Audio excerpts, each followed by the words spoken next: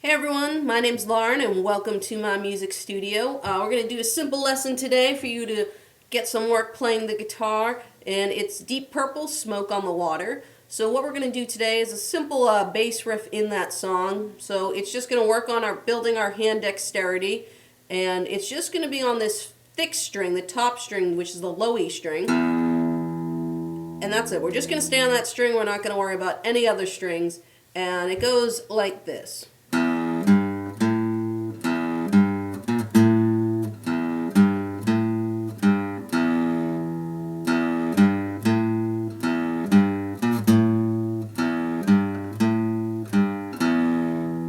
So pretty familiar to most people. It's a fairly popular song, and so we're going to talk right now. We're going to break it down into small parts for you so that you can practice at home and start working on your finger dexterity. So the two fingers we're going to use for this, actually we're going to use three fingers. We're going to use our first finger, we're going to use our third finger, and our pinky.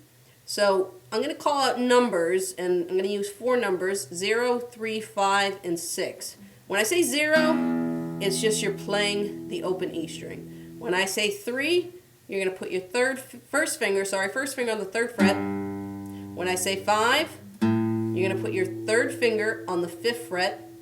And when I say 6, you're going to play with your pinky. That's going to be the tough one.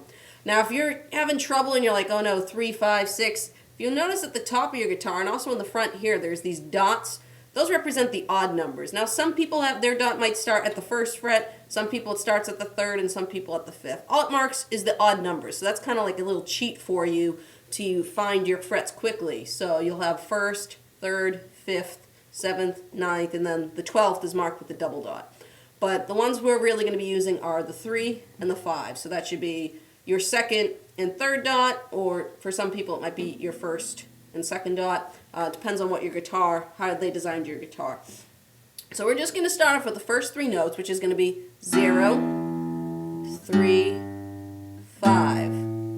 Let's do that again. 0, 3, 5. Good. Now the second part, we're going to do 4 notes. It's going to be 0, 3, 6, 5. Let's do that again. 0, 3, 6, 5.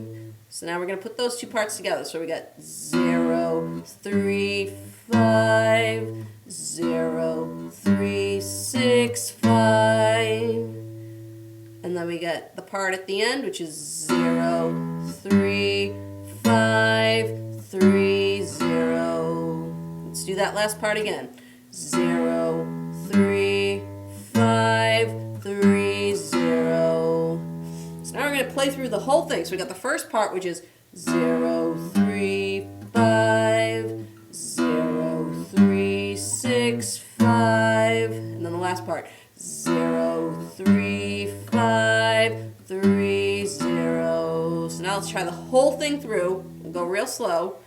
0, 3, 5, 0, 3, 6, 5, 0, 3, 5, 3, 0. And then, as you practice through, it might feel a bit awkward if you've never done this before. It's kind of weird getting your hands manipulated around that. That's all right. You're going to build some muscle memory as you keep doing this more and more, and eventually you'll be able to just play it just like the song.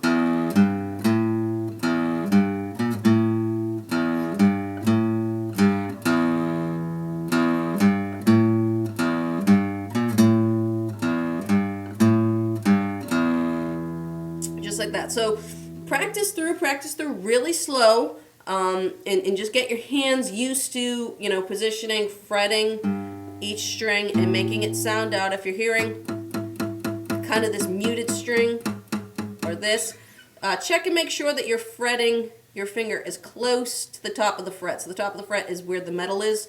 So if you're all the way in the back here, or if you're on the fret, you're going to kind of get this little buzzing.